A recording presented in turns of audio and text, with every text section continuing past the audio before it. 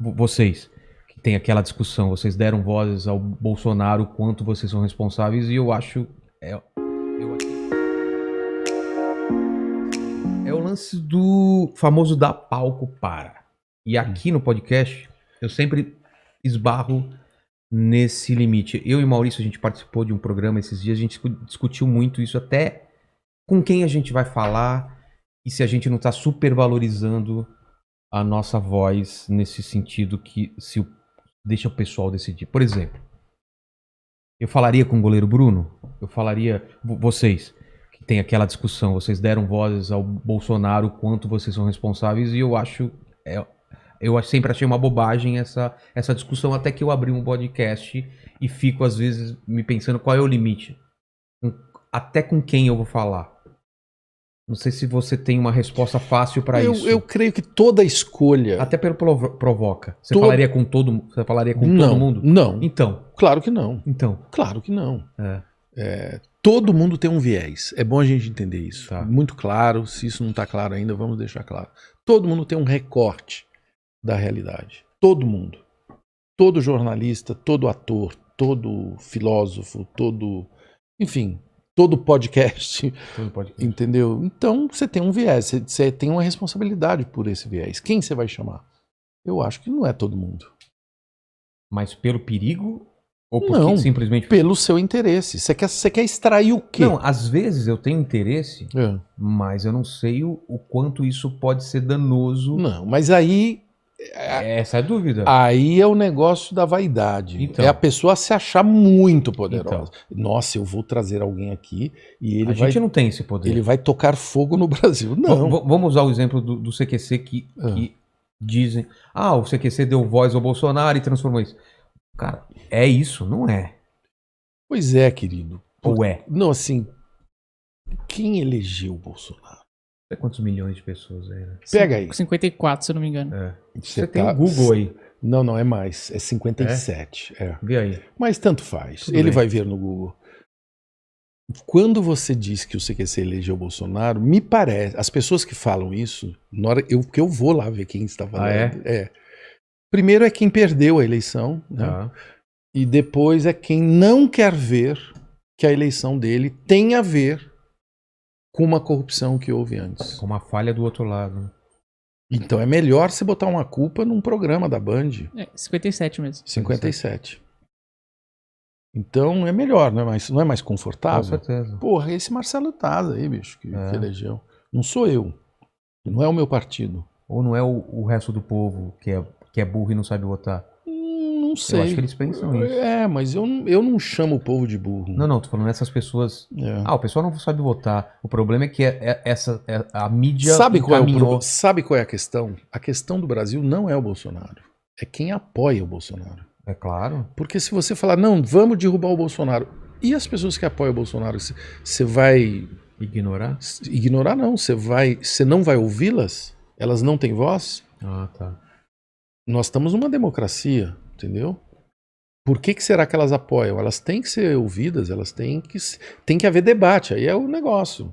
Você tem que ir lá conversar com elas, entender por que mesmo com todas as atitudes criminosas dele, as irresponsabilidades, o que ele está fazendo com a cultura no Brasil é um desastre, é um assassinato, né? Com a educação, com a pesquisa científica, com a gestão da Covid. Com tudo isso, tem gente que ainda apoia o cara. Tem gente que vai em carreata e paga R$6 o litro da gasolina. Exatamente. E acha que tá tudo bem, cara. Será que não é legal entender o que tá acontecendo aqui, cara? Você entende? Eu procuro. Penso também sobre eu procuro isso. dialogar, porque o que está acontecendo é uma cegueira que não é unilateral. É você atribuir ao paizão, ao mito, né, os destinos de um país. É uma péssima aposta essa. Assim como é uma péssima aposta falar que precisamos, então, de um outro mito, que este sim vai consertar. Entendeu? E aí e é inevitável, porque a gente pode entrar numa hora que ou você vota nesse cara ou nesse. nesse outro. A gente não está encaminhando para isso? Estamos. Então, E é ruim, né? Eu acho que é ruim. Eu acho que não é bom. esse cenário é... Esse cenário é um cenário retrógrado. É. É o mesmo dilema de antes, né? É.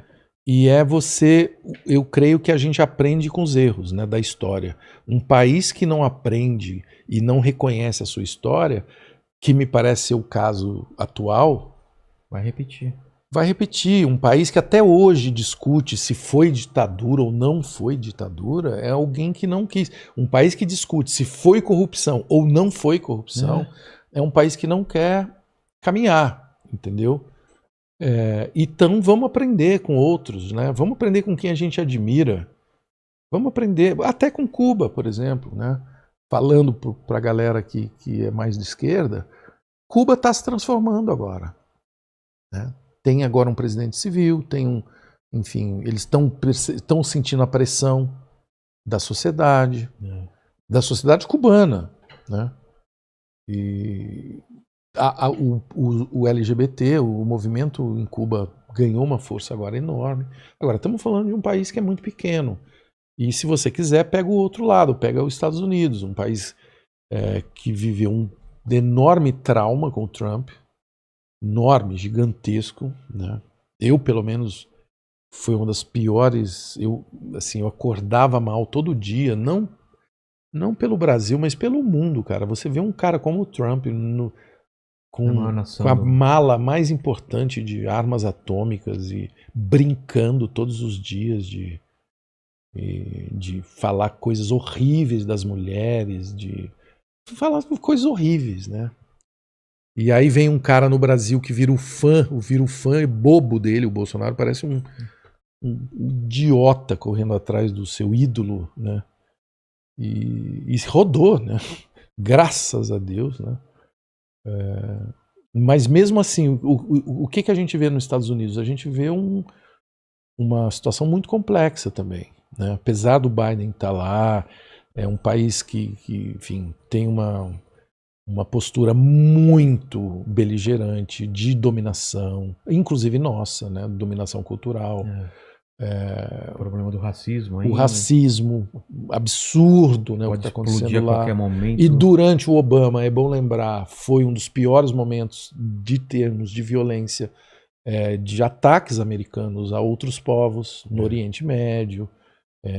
Foi horrível, cara. O Obama não foi um presidente da paz, não foi. Ele é todo charmosão, a gente gosta dele e tal. Mas não... Então o mundo, basicamente, vive um momento delicado. Então cada um tem uma responsabilidade, sabe? Você não pode apontar um dedo. Ah, foi esse programa, foi esse cara, foi não sei o quê. Cara, todos nós temos uma responsabilidade hoje. Na hora que a gente conversa, na hora que a gente... não só sobre em quem vamos votar, mas como é que está aí a fila da vacina que você arrumou um jeito de furar. Ou furar outras filas, ou a corrupção do dia a dia, assim, entendeu? Nós não queremos olhar para essa resposta, assim, porque, claro, é muito ruim, né? É mais fácil botar culpa nos humoristas, entendeu? Então é não querer, é preguiça. Eu acho que essa crítica é muito preguiçosa. Mas eu estou sempre aberto a ouvir e conversar sobre isso.